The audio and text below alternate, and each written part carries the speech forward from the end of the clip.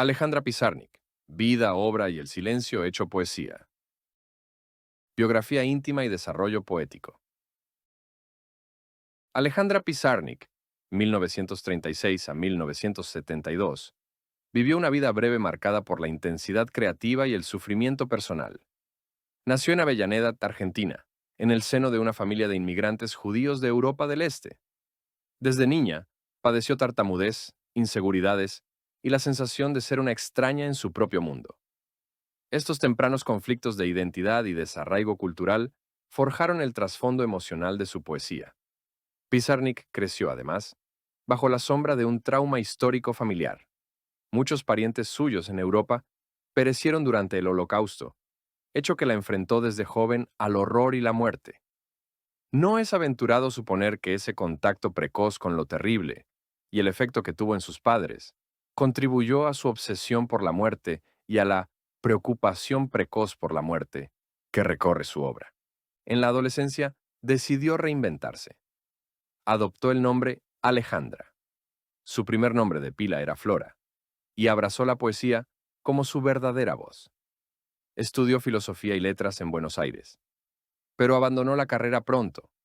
En cambio, exploró la pintura con el surrealista Juan Batlle Planas, lo que alimentó su imaginario poético. Sus primeros poemarios, La tierra más ajena, 1955, La última inocencia, 1956, y Las aventuras perdidas, 1958, reflejan a una joven poeta en formación. Se percibe la influencia del surrealismo y la experimentación formal, mientras ella busca exorcizar la soledad y afirmar su identidad. Incluso en esos inicios, su poesía ya mostraba una sensibilidad cruda y un sufrimiento palpable, entremezclados con destellos de belleza. El giro decisivo en la vida de Pizarnik llegó con su estancia en París entre 1960 y 1964. A los 23 años, viajó a la capital francesa, donde encontró un refugio literario y un laboratorio creativo. Allí se vinculó con destacados intelectuales. Entabló amistad con escritores como Julio Cortázar y Rosa Chazelle, y especialmente con Octavio Paz, quien quedó impresionado con su talento y prologó Árbol de Diana en 1962. En París, Alejandra trabajó como traductora y periodista, colaborando con revistas y editoriales. Traducir al español a autores como Antonin Artaud, Henri Michaud, Aimé Césaire o Yves Bonnefoy amplió su universo estético. También cursó estudios de literatura francesa e historia de las religiones en la Sorbona, profundizando en corrientes filosóficas y místicas que luego influirían en su poesía. Aquellos años parisinos fueron de equilibrio entre soledad y compañía, un periodo fecundo donde Pizarnik consolidó su voz única. Al regresar a Buenos Aires, en 1964, ya era una poeta plenamente formada, con una voz propia reconocible en el panorama latinoamericano. De vuelta en Argentina, Pizarnik publicó libros que confirmaron su madurez creativa, a la par que lidiaba con crecientes crisis personales. La muerte de su padre en 1967 la sumió en una depresión profunda.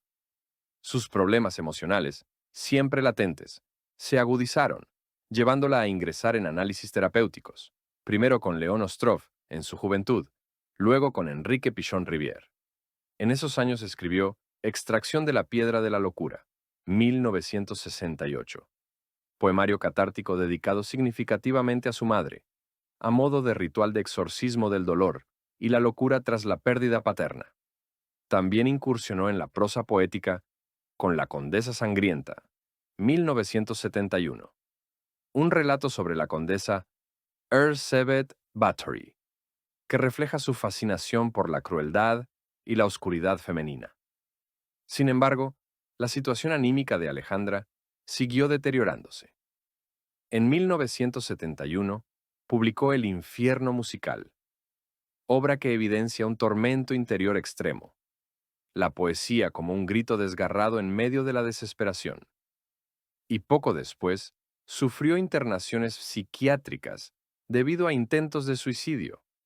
Finalmente, el 25 de septiembre de 1972, a los 36 años, Alejandra Pizarnik se quitó la vida con una sobredosis de barbitúricos. La temprana muerte de Pizarnik envolvió su figura en un aura mítica. Sus diarios personales, publicados póstumamente, revelaron la voz desgarrada tras sus poemas. Páginas de intensidad lírica y brutal honestidad, oscilando entre la lucidez poética y el abismo personal. En ellos vemos cómo su vida íntima, amorosa, psicológica, estuvo inextricablemente ligada a su obra. Alejandra fue una poeta que vivió y murió según los dictados de su poesía, con lucidez, con dolor, con un inconformismo radical frente al lenguaje y la realidad. Si en vez de mujer hubiera sido hombre, quizá la habrían consagrado en el panteón de los poetas malditos. Pero, al margen de etiquetas, Pizarnik se ganó el corazón de generaciones de lectores por la estremecedora autenticidad de su voz. Su breve vida, plena de dolor, lucidez y misterio, alumbró una obra infinita cuyo influjo sigue creciendo. Temas fundamentales: silencio, muerte, identidad, lenguaje, vacío y deseo. La poesía de Pizarnik es un territorio de extremos, en el que resuenan de forma obsesiva ciertos temas clave. Entre ellos destacan el silencio, la muerte, la identidad escindida, la angustia del lenguaje, el vacío existencial y el deseo insatisfecho. Estos motivos se entrelazan, creando una poética única donde cada palabra carga con el peso de lo indecible. El silencio ocupa un lugar central en su obra, al punto de que ha sido llamada la poeta del silencio. Lejos de ser mera ausencia de sonido, en Pizarnik el silencio es un espacio vivo, lleno de significados. Su poesía explora ese límite, en el que el lenguaje calla, pausas, blancos, palabras mínimas que sugieren lo que no se puede nombrar. Paradójicamente, Pizarnik convierte al silencio en una forma de comunicación. Ella veía el silencio como un canal para establecer comunicación, no solo con la muerte, sino con todo a su alrededor, inclusive con lo no humano. En sus poemas, la noche aparece asociada al silencio. Noche y silencio son su leitmotiv, porque en la quietud nocturna, la poeta siente que puede oír las voces ocultas del mundo e incluso escucharse a sí misma. El silencio, por tanto, no es vacío estéril, sino territorio de revelación. Pizarnik llega a afirmar: todo hace el amor con el silencio, dando a entender que todas las cosas, la noche, la palabra, el cuerpo, convergen en esa callada intimidad. Sin embargo, el silencio en su poesía es ambivalente. Por un lado, tentación de paz absoluta. Me habían prometido un silencio como un fuego, una casa de silencio. Y por otro, amenaza de abismo. En un poema escribe: la muerte ha restituido al silencio su prestigio hechizante, y yo no diré mi poema, y yo he de decirlo. Aquí condensa la paradoja central, el embrujo del silencio frente a la necesidad inevitable de hablar. Su obra es, en el fondo, el drama de una conciencia que busca en el poema una salida al silencio, aun sabiendo que cada palabra apenas roza el vacío. La muerte es el otro gran eje temático, desde sus primeros versos hasta el último, que dejó escrito antes de morir: no quiero ir más que hasta el fondo, garabateó en su pizarrón. Pizarnik libró una lucha constante contra el deseo de muerte o a favor del deseo de vivir sin dolor. La fascinación y el terror de la muerte aparecen una y otra vez en su poesía como caras de una misma moneda. Por momentos, la muerte se anhela como descanso. Mi muerte será mi nacimiento, anota en su diario. En otros, se teme como disolución en la nada. Los trabajos y las noches abre con la imagen de una muchacha que escala el viento y descubre la muerte del pájaro profeta, metáfora de la pérdida de la inocencia y la confrontación con la muerte como revelación. Para Pizarnik, la muerte es a la vez presencia interna, una sombra que la acompaña, y figura amada, odiada, con la que dialoga desesperadamente. Eros y Tánatos se abrazan en sus versos. Muchos poemas son invocaciones eróticas a la muerte, casi plegarias oscuras por la disolución. En Extracción de la piedra de la locura, por ejemplo, clama, ¿dónde la verdadera muerte? Él querido iluminarme a la luz de mi falta de luz, reconociendo que su búsqueda espiritual roza ese límite mortuorio. No obstante, una porción de su voz poética también se revela contra el impulso de aniquilación.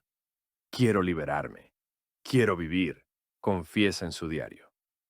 Esa ambigüedad vital recorre su poesía, la oscura sed de nada y la chispa de rebeldía por la vida. La identidad en la obra pizarnikiana se presenta como un rompecabezas nunca resuelto, una herida abierta. Alejandra experimentó una honda fractura del yo, que en sus versos se manifiesta como desdoblamiento, máscara o directamente ausencia de ser. En su célebre Árbol de Diana, 1962, abundan aforismos que sugieren una búsqueda desesperada del sí mismo, a la vez que un extravío, una mirada desde la alcantarilla, puede ser una visión del mundo. La rebelión consiste en mirar una rosa hasta pulverizarse los ojos. Esa mirada desde la alcantarilla es la suya propia, mirando su interior desde lo más bajo, con una lucidez dolorosa hasta pulverizarse. En su etapa final, esta problemática identitaria se vuelve aún más radical. Yo ya no existo y lo sé. Lo que no sé es que vive en lugar mío. La poeta siente que ella misma se ha desvanecido, que algo, la voz poética, el dolor, ha ocupado su lugar. Sus versos y diarios están poblados de pronombres vacilantes, de un yo que se observa a sí mismo como a otro. Eco de la frase de Rimbaud, Je est un, otro, que tanto la influenció. También aparecen dobles femeninos, la niña, la muñeca, la sombra, que encarnan facetas de su ser fragmentado. Pierdo la razón si hablo, pierdo los años si callo, afirma, consciente de que cualquier opción la destroza. Ligado a lo anterior está el lenguaje. Pizarnik fue una poeta metalingüística, obsesionada con las palabras, sus límites y su poder, o impotencia. Su obra no solo expresa mediante el lenguaje, sino que reflexiona continuamente sobre el acto de decir. Un ejemplo elocuente es Fragmentos para dominar el silencio, donde declara, cuando a la casa del lenguaje se le vuela el tejado y las palabras no guarecen, yo hablo. La casa del lenguaje sin techo representa ese momento de derrumbe en que el lenguaje ya no sirve de refugio. Pues bien, justo entonces, en la intemperie de sentido, ella habla. Esto sugiere que su poesía nace del fracaso del lenguaje convencional y avanza hacia un lenguaje nuevo, precario pero auténtico. A través de repeticiones, fracturas y silencios tipográficos, poetiza el tartamudeo metafísico. En su universo, el lenguaje es a la vez prisión y única vía de escape. Cada palabra dice lo que dice y además otra cosa, anota, aludiendo a la naturaleza equívoca del signo. Nombrar se vuelve un acto casi mágico, sacrificial. Yo estaba predestinada a nombrar las cosas con nombres esenciales. El infierno musical es culminación de esta batalla. Allí la materia verbal se libera de sus ataduras y naufraga en sí misma, fragmentando el poema en un coro disonante de voces. Su lema podría ser que haya lenguaje en donde tiene que haber silencio. Otro motivo recurrente es el vacío, estrechamente vinculado al silencio y la muerte. El vacío en Pizarnik es sentimiento de absoluta carencia, ausencia de sentido, de amor, de Dios, de sí misma. Sus poemas están llenos de imágenes de huecos, desiertos, cuartos vacíos, noches deshabitadas. En los trabajos y las noches escribe, guardo un desierto de cenizas, metáfora de la aridez interior. Ese desierto interno es escenario de su poesía. Convierte su propia carencia en materia poética y con valentía estética la expone en la página en blanco. Finalmente, el deseo es otro hilo conductor, aunque generalmente presentado bajo el signo de la imposibilidad o la ausencia. El deseo erótico, el deseo de amor, el deseo de plenitud, todos se ven frustrados en su poesía, transformándose en anhelo y melancolía. Muchos de sus poemas son invocaciones a un tú elusivo, una figura amada nunca plenamente alcanzada. En Árbol de Diana, el yo poético explora su intimidad y sexualidad con metáforas enigmáticas. En sus diarios fue más explícita sobre su deseo, incluida su atracción por mujeres, en la poesía publicada, cifrada entre líneas. La dialéctica entre Eros y Tánatos se manifiesta aquí. El deseo suele tornarse destructivo o doloroso. El amor es este viaje inútil pero muy suave, reconoce con ironía. Su poesía arde en el deseo, pero es consciente de su inevitable frustración. Por momentos asume un tono casi místico de ansia de unión absoluta y, en otros, se repliega en la soledad como único destino. Lectura filosófica. Influencias existenciales, místicas, simbolistas y surrealistas. La obra de Pizarnik dialoga con corrientes filosóficas y estéticas que la nutrieron.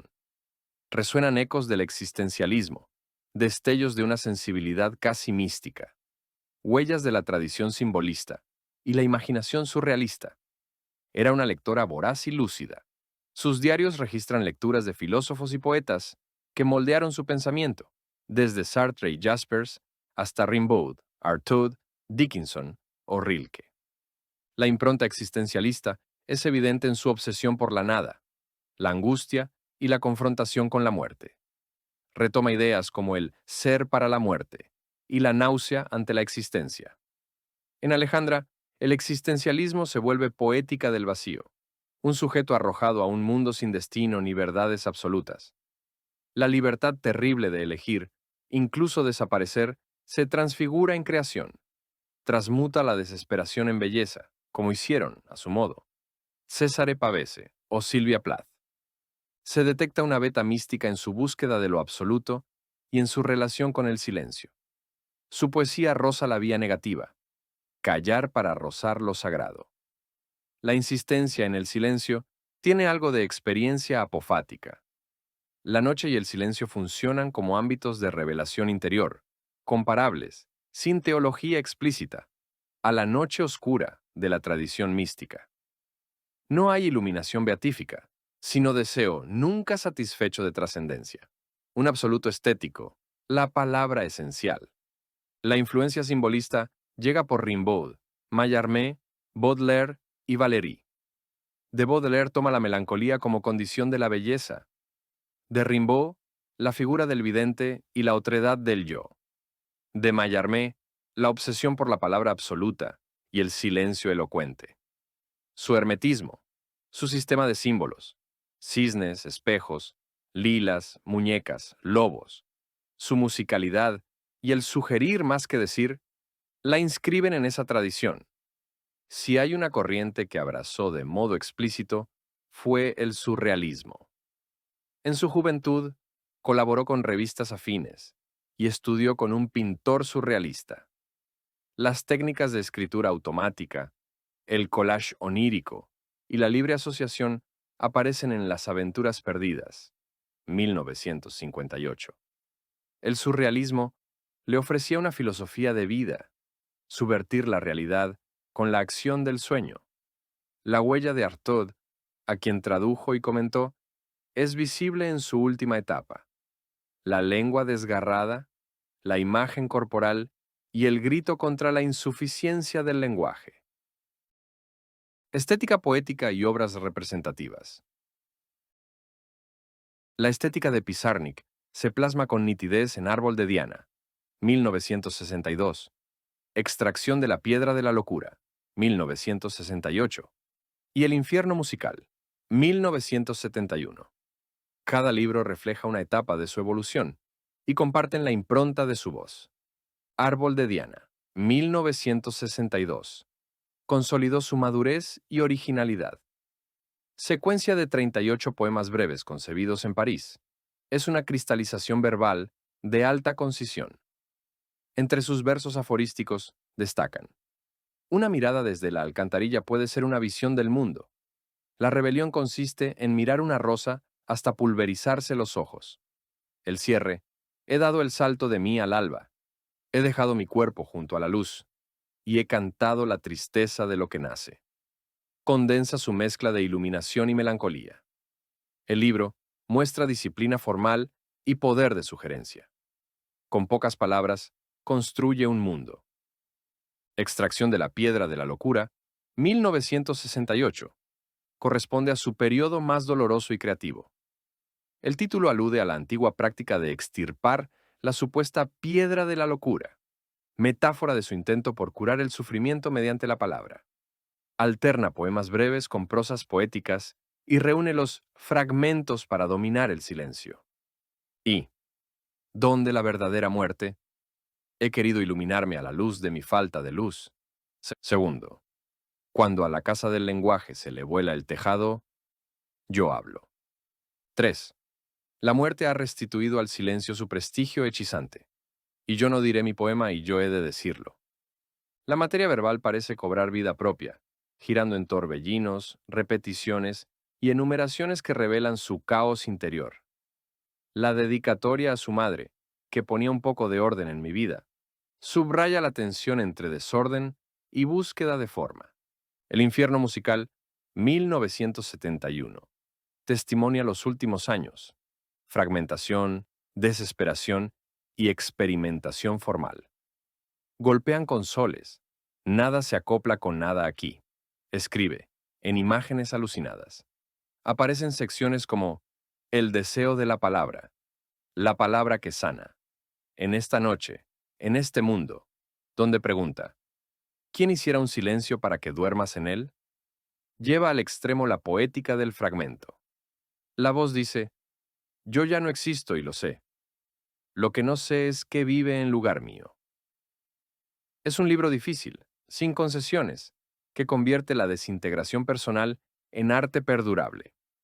En conjunto, sus obras mayores trazan un arco, desde la condensación hermética hacia la fragmentación liberadora. Persisten símbolos: noche, muñecas, espejos, lilas, fuego, viento, que tejen una mitología personal. La suya es una poesía de experiencia límite, donde cada verso es vivido y sangrado.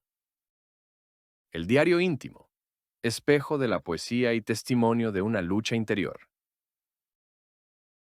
Además de su obra poética, Pizarnik nos dejó sus diarios íntimos, una ventana directa a su alma creadora. Leídos en paralelo con los poemas, revelan la trastienda de su poesía, vivencias, ideas y tormentos que luego hallan cauce en el verso. Ella misma consideraba sus diarios parte del proyecto literario. No hay división tajante entre la diarista y la poeta. Los diarios conmueven por su sinceridad. Miedos, obsesiones, anhelos amorosos, inseguridades creativas. A veces se enuncia con brutal claridad lo que en los poemas aparece cifrado. Dios mío, me suicidaría para no sentir más. Me siento como Roquentin. O se reprocha: solo reacciono ante lo horrible. Se observa como personaje y analiza su propio gesto de escribir. Hay momentos en que llevar el diario la alivia. En otros, lo ve como consuelo falso. Estoy cansada de los diarios íntimos. No consuelan, no ayudan. Sin embargo, la adicción a la palabra prevalece. Me consuelo escribiendo poemas. Los diarios testimonian también la lucha por la identidad y la sexualidad, su sensación de otredad respecto del cuerpo y del campo literario, la culpa por deseos reprimidos en un entorno hostil, la honestidad descarnada con que registra encuentros, pánicos y reproches a sí misma. Funcionan como espejo de los poemas, a veces más crudo y literal. Otras, germen de imágenes que luego se depuran en el verso. En ellos, se rastrea la génesis de motivos y pasajes que aparecerán en el infierno musical y otros libros. Quizá lo más valioso sea la huella emocional.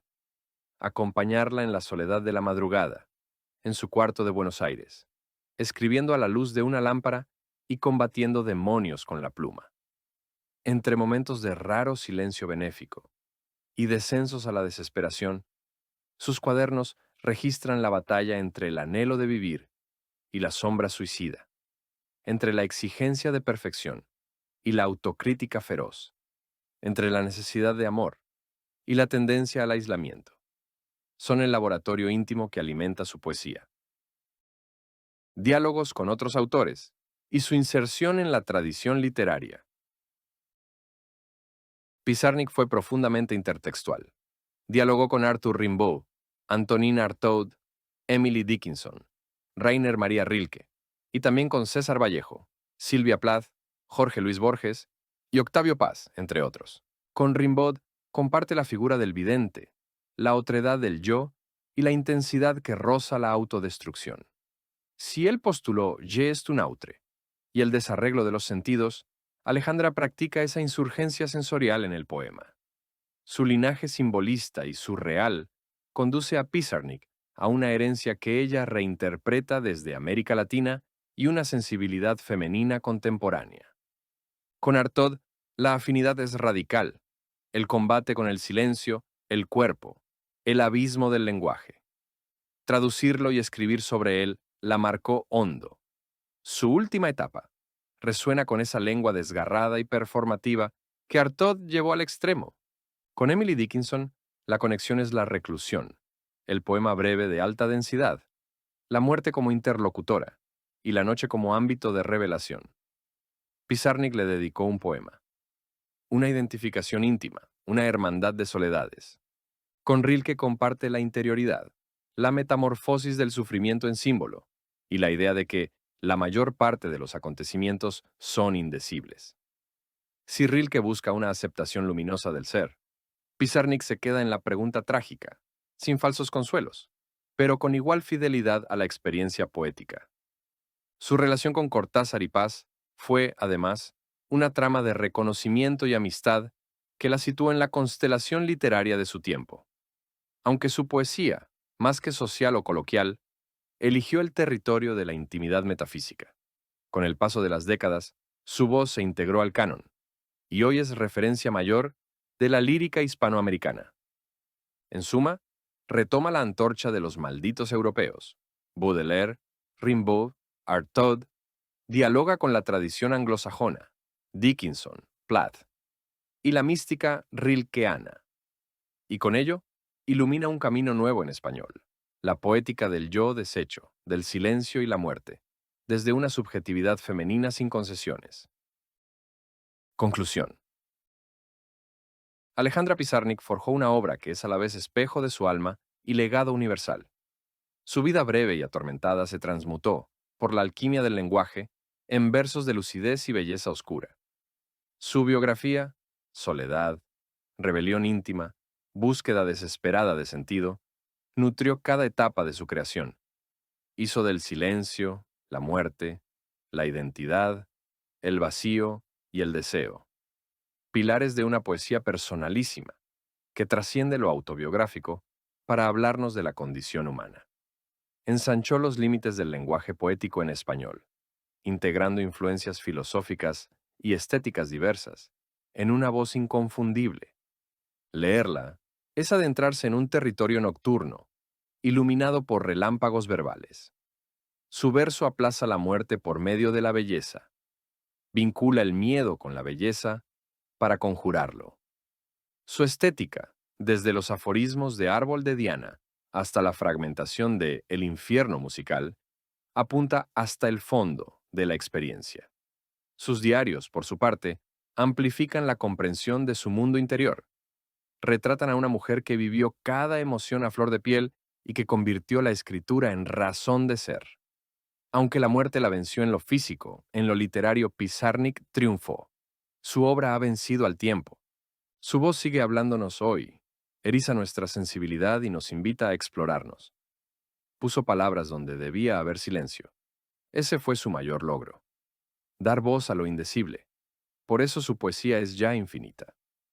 Alejandra Pizarnik ocupa un sitial de honor en la literatura latinoamericana y universal. En apenas 36 años, dejó un universo de papel y tinta, de silencios y relámpagos, donde podemos perdernos para encontrarnos. Sus versos seguirán susurrándonos en las noches de nuestra propia existencia, recordándonos que, en el fondo de la oscuridad, siempre habrá alguien cantando, aunque sea con un hilo de voz, la tristeza y la belleza de